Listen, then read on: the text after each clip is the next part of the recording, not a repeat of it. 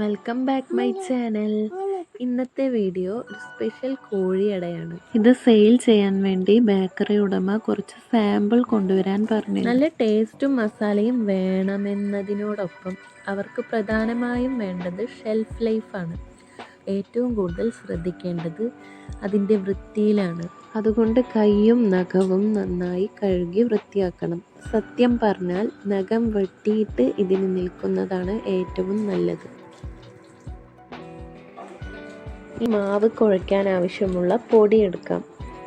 ഇതിലേക്ക് 2 സ്പൂൺ ഓയിലും കുറച്ച് വെള്ളവും ഉപ്പും ചേർത്ത് നന്നായി കുഴിച്ചെടുക്കാം. 1 മണിക്കൂർ സെറ്റ് ആവാൻ വയ്ക്കാം. ഇതിലേക്കുള്ള ഫില്ലിംഗ് തയ്യാറാക്കാൻ വേണ്ടി ചിക്കൻ വേവിച്ചെടുക്കാം. അതിനായി കുറച്ച് ഉപ്പും മഞ്ഞൾപ്പൊടിയും കുറച്ച് വെള്ളവും ചേർത്ത് ചിക്കൻ നന്നായി മിക്സ് ചെയ്ത ശേഷം ഇതൊന്ന് വേവിച്ചെടുക്കാം. ചിക്കൻ വെന്ത് വന്നിട്ടുണ്ട്. ഇനി ഇതൊരു ജാറിലേക്കിട്ട് നന്നായി പൊടിച്ചെടുക്കാം.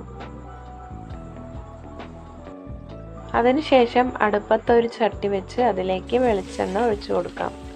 ഇതിലേക്ക് സവാള അരിഞ്ഞത് കൂടി ഇട്ട് നന്നായി ഇളക്കി വഴറ്റിയെടുക്കണം. ഉള്ളി വഴന്നു വരുമ്പോൾ ഇതിലേക്ക് ഇഞ്ചി, വെളുത്തുള്ളി, പച്ചമുളക് ചതച്ചത് ചേർത്ത് കൊടുക്കാം. ഇതിൻ്റെ പച്ചമണം മാറി വരുമ്പോൾ ഇതിലേക്ക് മല്ലിയിലയും കറിവേപ്പിലയും ചേർത്ത് കൊടുക്കാം. ഇത് നന്നായി ഒന്ന് ഇളക്കി യോജിപ്പിക്കാം. ഇനി ഇതിലേക്ക് പൊടിച്ചു വെച്ച ചിക്കൻ ചേർത്ത് കൊടുക്കാം.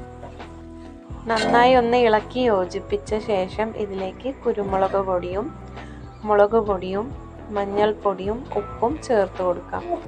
ഇത് നന്നായി മൊരിയിച്ചെടുക്കാം.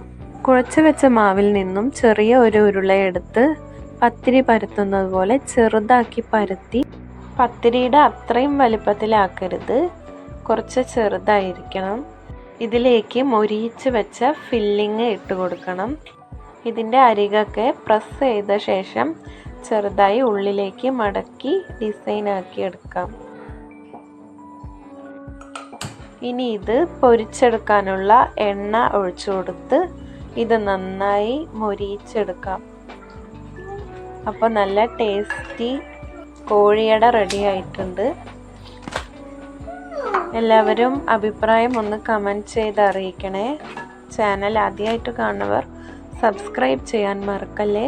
കൂടാതെ ലൈക്ക് ചെയ്യാനും ഷെയർ ചെയ്യാനും മറക്കല്ലേ.